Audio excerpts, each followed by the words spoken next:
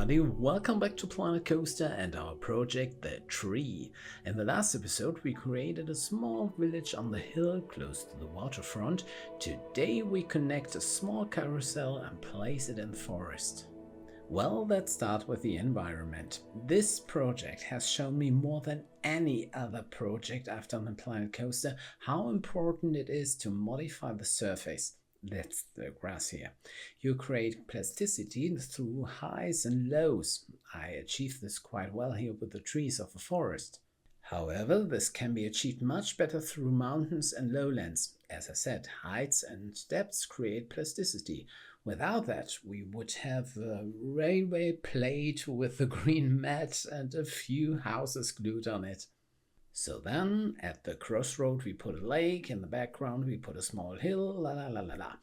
I would also like to have a small cave for the guests to walk under. Plasticity, that's part one. Next, luckily we also have the brush tools to create different surfaces. I especially like the rock. It makes the landscape a bit uniform, but the good thing is that the surfaces get a lot more texture. Texture is good. In the wild, you never see places that have a repeating pattern. Nature is chaos. So, to recreate this in Planet Coaster, I use all the textures available here. Before we go into the music break, let's talk about the carousel for a moment. We are still into nature, which means that the boundary of the carousel and the queue are made of wood. I decided to give the whole structure a bit of a used look. A few struts are lying around, a few old rotten posts are still stuck in the ground, evidence of days gone by. Stuff like that. So guys, I'll leave you with the further construction for a moment, and I always wanted to say that we'll be right back.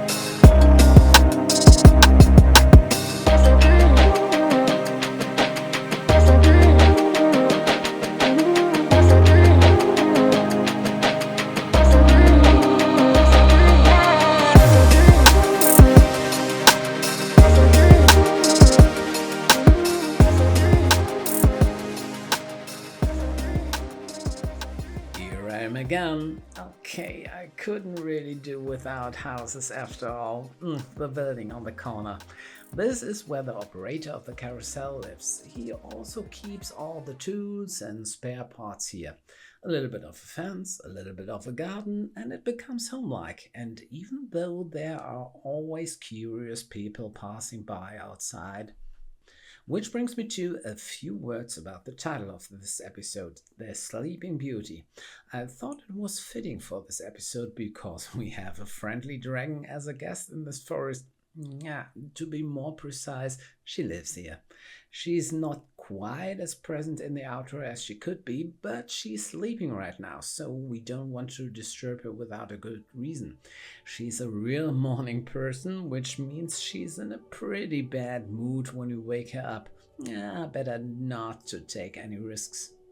Okay guys, we've reached the end of today's episode. Thank you so much for watching again. Have fun and stay healthy.